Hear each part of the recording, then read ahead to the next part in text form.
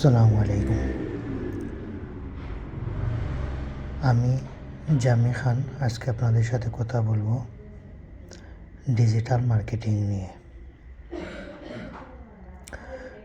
Digital marketing এমন একটি বৃহত্তর ক্ষেত্র যা ইন্টারনেট এবং অন্যান্য ডিজিটাল প্রযুক্তি ব্যবহার করে পণ্য বা সেবার প্রচার এবং বিক্রয় প্রক্রিয়া।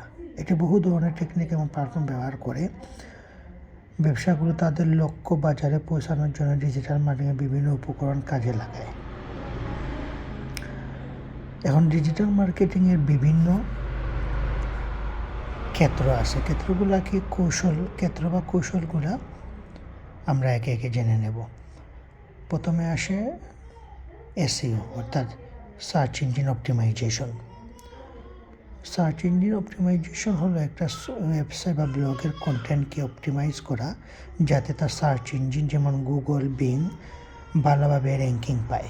এর মাধ্যমে আমরা ওয়েবসাইটগুলি ভিজিট বাড়ানো যায়, অর্গানিক ট্রাফিক বৃদ্ধি পায়। এসইওর মধ্যে আবার বেশ কয়েকটি পার্ট আছে। তার মধ্যে এসইওর পার্ট মূলত তিনটি বলা যায়: on page SEO, of page SEO এবং টেকনিক্যাল এসইও। 2 নম্বর ডিজিটাল মার্কেটিংয়ে যে 2 নম্বর ক্ষেত্র আছে সেটা হলো পে পার ক্লিক অ্যাডভার্টাইজিং। এটিও একটা বিজ্ঞাপন কৌশল যেখানে আপনি প্রতিটি ক্লিকের জন্য অর্থ প্রদান করবেন। এটার আবার বেশ কয়েকটি পার্ট আছে। তার মধ্যে হলো Google AdWords, Facebook ads, LinkedIn ads. পরবর্তীতে আমরা ডিজিটাল মার্কেটিং যে পার্ট নিয়ে আলোচনা করব সেটা হলো social media marketing. Social media marketing একটি অত্যন্ত জনপ্রিয় এবং কার্যকর ডিজিটাল মার্কেটিং কৌশল যেখানে Facebook, Instagram, Twitter, TikTok, LinkedIn ইত্যাদি প্ল্যাটফর্ম ব্যবহার করে পণ্য সেবা প্রচার করা হয়। এটার মধ্যে আছে content sharing, engagement, influencer marketing. পরবর্তী ডিজিটাল মার্কেটিং যেটা ক্ষেত্রটা আমরা নিয়ে কথা বলবো সেটা হলো কন্টেন্ট মার্কেটিং। কন্টেন্ট মার্কেটিং হলো এমন একটি কৌশল যেখানে আপনি মূল্যবান, প্রাসঙ্গিক এবং সহায়ক কন্টেন্ট তৈরি করে যা আপনার লক্ষ্যমাত্রার কাছে পৌঁছায়। এটার মধ্যে আবার বেশ কিছু পার্ট আছে, যেমন ব্লগ পোস্ট আছে, ই-বুক আছে, ভিডিও কন্টেন্ট আছে।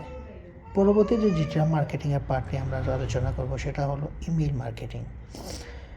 ইমেল মার্কেটিংয়ের মধ্যে আছে news letter, drip campaign, personalised email.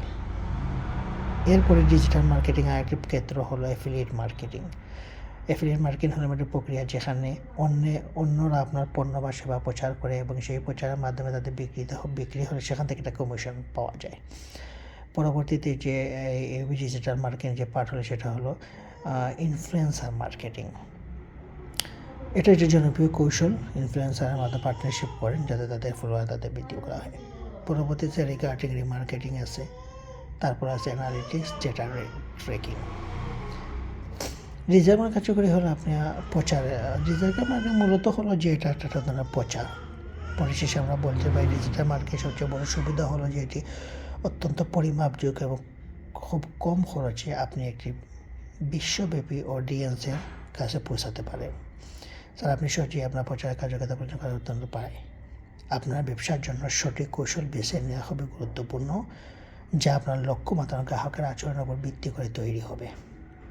ধন্যবাদ আপনাদের সবাইকে। আসসালামু আলাইকুম।